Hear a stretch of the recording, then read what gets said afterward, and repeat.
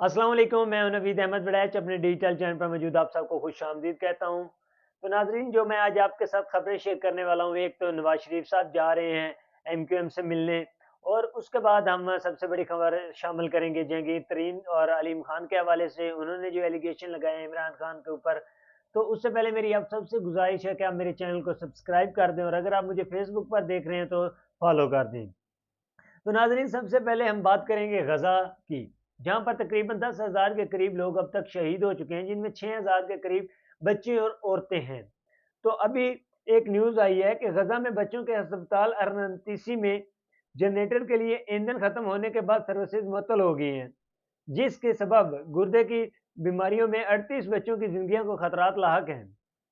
अभी तक वहाँ पर ऑयल ख़त्म है जनरेटर को चलाने के लिए, और सारी कंडीशंस वाइंड अप हो चुकी हैं तकरीबन, ना तो कोई बिजली है ना कुछ है।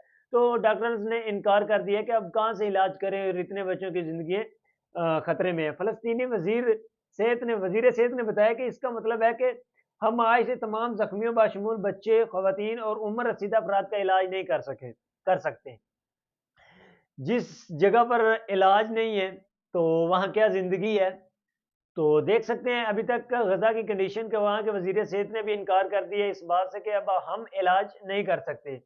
तो तुर्किया सदर साहब सामने आए हैं, उन्होंने कहा कि तुर्किया जख्मी फलस्तीनियों को अपने अस्पतालों में ले जाकर तिबी इमदाद फराहम करने के लिए तैयार है। तैयब अर्दगान साहब ने कहा कि हम उनको अपने हॉस्पिटल्स में ले जाएंगे और उनका इलाज करने के लिए तैयार हैं।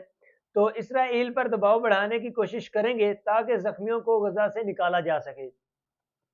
इसराइल पर हम दबाव डालेंगे और उसके बाद हम ज़ख्मियों को गजा से निकालेंगे, तुर्की ले जाएँगे, वहाँ उनका इलाज करेंगे, उनको सर्विसेज़ मुहैया करेंगे, क्योंकि अभी तक फ़लस्तीन में तो कुछ बाकी नहीं रहा, तो हॉस्पिटल्स तबाह हो गए हैं। तो अभी-अभी हमारे प्राइम मिनिस्टर साहब अनवारुल हक काकड़ साहब का एक बयान आया हुआ था कि बाज़ आ जाएँ, जंग बंदी कर दें, ये कर दें, इन बयानात से कुछ नहीं होने वाला काकड़ साहब।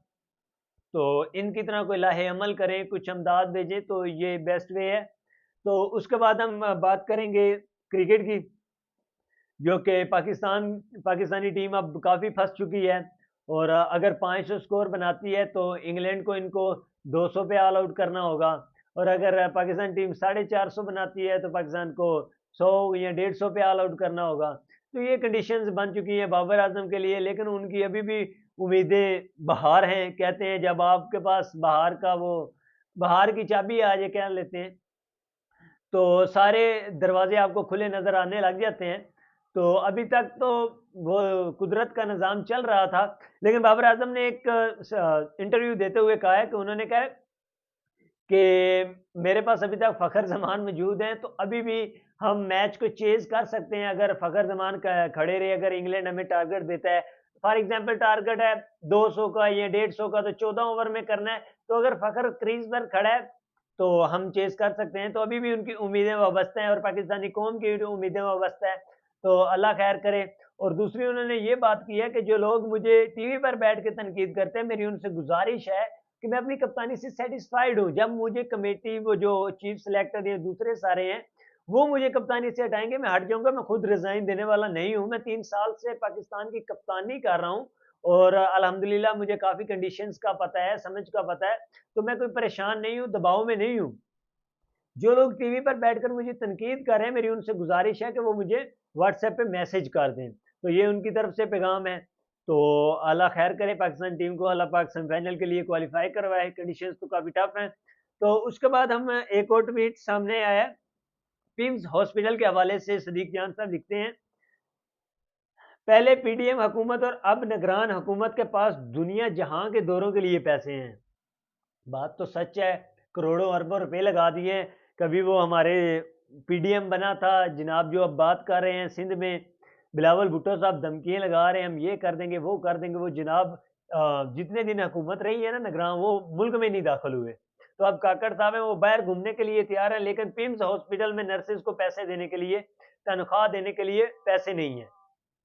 ये पाकिस्तान के कैपिटल में एक हॉस्पिटल है बहुत बड़ा, पिम्स।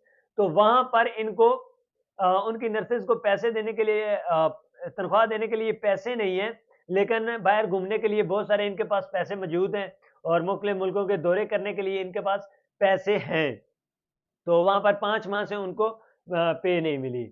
उसके बाद हम अगली खबर शामिल करेंगे नून लीग के हवाले से। नवाज शरीफ साहब ने कुछ कहा है कि हम एमक्यूएम के पास जाएंगे और अपना वफद भेजेंगे और हम उनके साथ सीट एडजस्टमेंट करेंगे, बिकॉज इलेक्शन अनाउंस हो चुके हैं इस वजह से।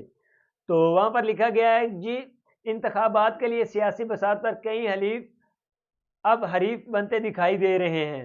तो कुछ नई सियासी दोस्त बन रहे हैं। मुस्लिम लीग नून एमक्यूएम का सियासी येराना कोई नई बात नहीं, माजी में भी मुख्तलिफ इदारों में दोनों जमातें एक साथ रही हैं।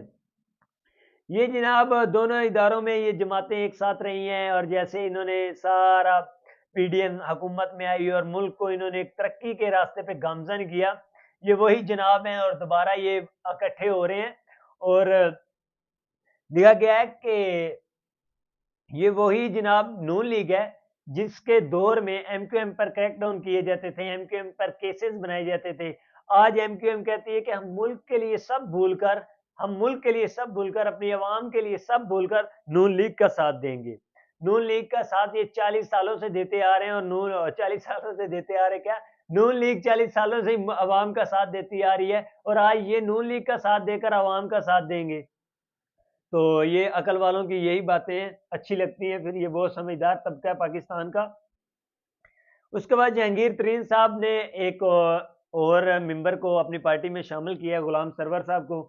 तो उनकी शमूलियत में वो बोलते हैं अपने जलसे में जो उन्होंने टेक्सला में किया है, वो कहते हैं कि जहांगीर तरीन ने गुलाम सरवर को पीटीआई में शमूलियत के हवाले से कहा कि हम दोनों के दरमियान तलकात भाइयों जैसे हैं। आईपीपी की शमूलियत है, हम शमूलियत के दौरान उन्होंने कहा कि हम दोनों के दरमियान तलकात भाइयों जैसे हैं। उनका कहना था कि जब इस तरह के दोस्त हमारे साथ होंगे तो फिर मुल्क तरक्की के रास्ते पर काम करेगा। वाओ! वो उन्होंने ये भी कह दिया है कि जब इन जैसे लोग लोटे कह सकते हैं, जब इन जैसे लोग हमारे साथ होंगे तो हम तरक्की के रास्ते पर गामजन हो सकते हैं। इसके अंदर मैं बड़ा अच्छा पॉइंट ऐड करने वाला हूँ, ज़रा सुनिए कि जहांगीर तरीन ने खिताब के दौरान कहा कि माजी को भूल जाएं और आगे बढ़ें। इस मुल्क में सब कुछ है, अगर किसी चीज़ की कमी है तो वो है किसी सियासी जमात हमेशा एक दूसरे के साथ लड़ रहे हैं। हम सियासी जमातें हमेशा एक दूसरे के साथ लड़ रहे हैं, मतलब ये कमी है इस मुल्क में, बाकी सब कुछ ठीक है। तो ये बात उन्होंने बहुत अच्छी की है कि अभी तक ये सियासी जमातें ही इस मुल्क में, बाकी तो सब अल्लाह का शुक्र है, लेकिन सियासी जमातों का ये जो झगड़े हैं यही इस मुल्क में बाकी है।